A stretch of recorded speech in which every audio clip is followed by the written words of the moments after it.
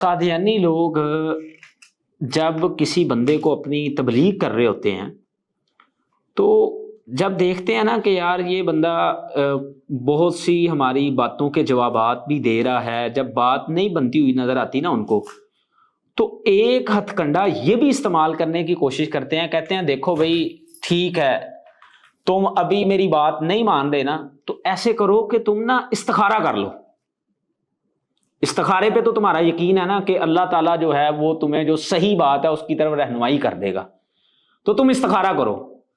تو ایک سادہ بندہ سوچتا ہے ہاں چلو یار میں استخارہ کر لیتا ہوں، تو اس کی کیا حقیقت ہے، اس کے پیچھے کیا چکر ہے؟ قادیانی لوگوں کا یہ بہت بڑا ہتھیار ہے، کیونکہ استخارہ جو ہے وہ سب مسلمانوں کو پتہ ہے کہ اللہ تعالیٰ سے مشورہ کیا جاتا ہے، اور ظاہر ہے جب اللہ تبارک و تعالیٰ سے بندہ مشورہ کرتا ہے تو اللہ تعالیٰ تو مشورہ غلط نہیں دیتا۔ اب وہ اس طریقے سے مسلمانوں کو بلیک میل کرتے ہیں۔ تو حقیقت یہ ہے کہ استخارہ کرنا یہ بالکل شرعی حکم موجود ہے، اجازت موجود ہے، لیکن استخارے کے کچھ اصول اور ضابطے ہیں، وہ چونکہ عام بندے کو سمجھ نہیں ہے تو وہ بیچارہ پریشان ہو جاتا ہے، اور بلکہ کئی لوگ استخارہ کرتے بھی ہیں۔ اچھا، اب وہ استخارہ کر کے جو وہ ہمیں بتا رہے ہوتے ہیں جی ہمیں تو خواب یہی آئی ہے کہ مرزا صاحب سچے ہیں لہذا ہم ان کے اوپر ایمان لے آئے، وہ اسلام سے ہاتھ دھو بیٹھتے ہیں، لیکن ان کو اصول اور ضابطے کا پتہ نہیں تھا، جس کی وجہ سے وہ ان کے جھانسے میں آ گئے۔ استخارہ ہوتا ہے شرعی اعتبار میں ایسے معاملے کے حوالے سے جس کا کرنا اور نہ کرنا دونوں اعتبار سے اسلام کے اندر اجازت ہے۔ مثال کے طور پر آپ کسی کے ساتھ کاروبار کرنا چاہتے ہیں، آپ کو حق حاصل ہے، آپ اس کے ساتھ کاروبار کریں یا نہ کریں؟ نہ کریں، بالکل۔ آپ کسی علاقے کا سفر کرنا چاہتے ہیں، بالکل آپ کو حق حاصل ہے، آپ کریں یا نہ کریں۔ کسی کے ساتھ رشتہ داری کرنا چاہتے ہیں، بالکل۔ اب یہاں پر آپ اللہ تعالیٰ سے مشورہ مانگیں گے، استخارہ ہے اس طرح کے معاملے کے حوالے سے کہ یا اللہ جو بہتر ہے نا وہ میرے حق میں کر دے، اور جو اگر میرا یہاں پر رشتہ کرنا جو ہے اپنی بچی کا بچے کا اچھا نہیں ہے تو یا اللہ مجھے ان سے بچا لے، ان کو مجھ سے بچا لے۔ اس طرح کے معاملے کے اندر جو ہے استخارہ ہوتا ہے۔ لیکن جو چیزیں شرعی اعتبار سے فرض اور واجب ہیں یا جو شرعی اعتبار سے حرام ہیں ان کے بارے میں استخارہ کہاں سے ہوتا ہے بھائی؟ مثال کے طور پر اگر کوئی بندہ آج یہ کہے جی میں یہ استخارہ کرتا ہوں، اللہ سے معلوم کرواتا ہوں 5 نمازیں فرض ہیں کہ نہیں ہیں، رمضان کے روزے فرض ہیں کہ نہیں ہیں، قرآن مجید اللہ کا کلام ہے کہ نہیں ہے، حج کرنا چاہیے کہ نہیں کرنا چاہیے، نہ قادیانی فتویٰ دیں گے کہ یہ جائز ہے، نہ ہی مسلمانوں کا یہ فتویٰ ہے، کیونکہ بھائی یہ تو شرعی حکم ہے، ان کے اندر استخارہ تو ہوتا ہی نہیں ہے۔ ایک بندہ استخارہ کرے جی شراب حرام ہے کہ حلال ہے، میں اللہ سے پوچھتا ہوں۔ جب بندہ اس طرح کے معاملے کے اندر استخارہ کرے گا نا تو اس کا مطلب یہ ہے کہ یا تو اس کا ایمان ختم ہو چکا ہے یا وہ ایمانی لیول اس کا اتنا لو ہو چکا ہے کہ وہ شیطان کا مقابلہ نہیں کر سکتا۔ پھر شیطان نے آ کر اس کو یہی بتانا ہے کہ شراب حلال ہے، شیطان نے پھر اس کو یہی آ کر بتانا ہے کہ بت کی پوجا کرنا جائز ہے، غیر اللہ سے مانگنا درست ہے، کیونکہ وہ اب تو شیطان کے قابو میں آ گیا۔ وہ قرآن میں آیت بھی ہے نا اس طرح کی، ان الشیاطین لیوحون الی اولیائہم، بالکل شیطان جو ہے وہ تو اپنے دوستوں کی طرف جو ہے وہ وحی کرتے ہیں، ان کو بتاتے ہیں چیزیں۔ تو اب جو بندہ اس طرح کی چیز کے اندر استخارہ کرے گا، نہ قادیانیوں کے نزدیک جائز ہے نہ مسلمانوں کے نزدیک جائز ہے، تو لیکن اس کے باوجود اگر وہ استخارہ کرے گا تو وہ شیطان کے جھانسے میں نہیں آئے گا تو کدھر جائے گا؟ تو مرزا غلام محمد قادیانی ہو یا کوئی بھی مدعی نبوت ہو، نبی علیہ الصلوۃ والسلام کے بعد اس کا کذاب اور دجال ہونا یہ بالکل واضح ہے، 2 اور 2 4 کی طرح۔ صحیح، نبی علیہ الصلوۃ والسلام کے فرامین موجود ہیں، قرآن مجید کے اندر ختم نبوت کے حوالہ جات موجود ہیں، نبی علیہ الصلوۃ والسلام کے بعد کوئی بھی نیا نبی نہیں آ سکتا، جو بھی دعویٰ کرے گا وہ کذاب اور دجال ہے، وہ دائرہ اسلام سے خارج ہوگا۔ تو جو بندہ اس کو سچا ماننے کے لیے استخارہ کرے گا تو اس کا ایمانی لیول یا ختم ہو چکا ہے یا اتنا لو ہو چکا ہے کہ وہ شیطان کے جھانسے میں آ جائے گا۔ شیطان اب آ کر اس کو یہی بتائے گا نا کہ یہ سچ ہے۔ تو استخارہ جو ہے اس کے کچھ اصول اور ضابطے ہیں، وہ حرام جو شرعی اعتبار سے چیز حرام ہے اس کو جانچنے کے لیے بھی استخارہ نہیں ہوتا، جو شرعی اعتبار سے چیز ضروری ہے اس کو جانچنے کے لیے بھی استخارہ نہیں ہوتا۔ استخارہ ہوتا ہے ایسی چیز کے حوالے سے جس کا کرنا یا نہ کرنا آپ کو اختیار ہے۔ اب آپ وقتی طور پر یہ معلوم کرنا چاہتے ہیں کہ یہ میرے لیے بہتر ہے کرنا یا نہ کرنا بہتر ہے میرے لیے، جبکہ نبی علیہ الصلوۃ والسلام کے بعد کسی بھی مدعی نبوت کی سچائی ثابت کرنے کے لیے، اس کو سچا یا جھوٹا جانچنے کے لیے استخارہ کرنا یہ نبی علیہ الصلوۃ والسلام کے فرامین کا انکار ہے۔ صحیح، کیونکہ آپ نے تو ایسے بندے کو کذاب اور دجال قرار دیا ہے۔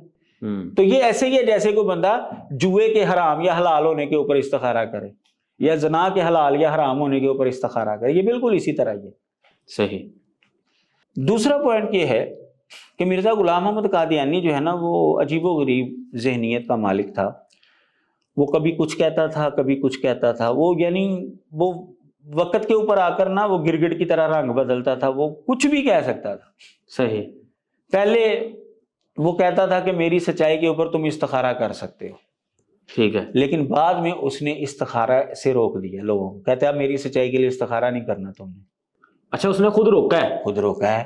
اچھا، لیکن قادیانی لوگ جو ہے وہ اپنے نبی کی بات نہیں مانتے، وہ مسلمانوں کو چونکہ جھانسا دینا چاہتے ہیں تو اپنے نبی کی بات کو ٹھکرا کر مسلمانوں کو پھانسنے کی کوشش کر رہے ہیں۔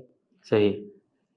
تو یہ کوئی ان کا اصول اور ضابطہ نہیں ہے۔ اچھا، ویسے آپ نے یہ کافی ساری باتیں ایسی بتا دی ہیں کہ جہاں پہ قادیانی اپنے نبی کی بات کو نہیں مانتے، تو میرا خیال اس پہ بھی ہم کسی دن کوئی علیحدہ پروگرام کرتے ہیں کہ کون کون سی باتیں ہیں جن میں قادیانی اپنے نبی کی بات ہی نہیں مانتے۔ جی، اس پر بھی میں نے کچھ باتیں جو ہیں وہ نوٹ کی ہیں، انشاءاللہ اس پر بھی گفتگو کریں گے۔ تو ہم بات کر رہے تھے مرزا غلام احمد قادیانی نے استخارہ کرنے سے روک دیا تھا۔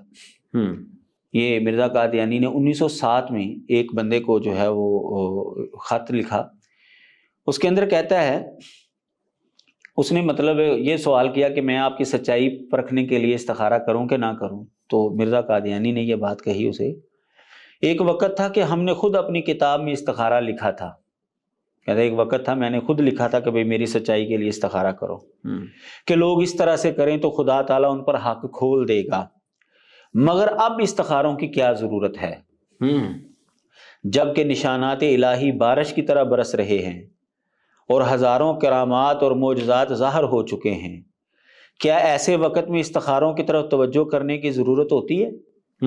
کھلے نشانات کو دیکھ کر پھر استخارہ کرنا اللہ تعالیٰ کے حضور میں گستاخی ہے۔ اب کہتا ہے کہ میرے نشانات اتنے آ چکے ہیں، کھلے نشانات دیکھ کر کوئی بندہ استخارہ، یہ تو گستاخی ہے۔ یعنی اب اگر قادیانی جو ہے وہ مسلمانوں کو کہتے ہیں جی استخارہ کرو مرزا صاحب کی سچائی کے اوپر، تو مرزا قادیانی کے بقول یہ گستاخ ہیں۔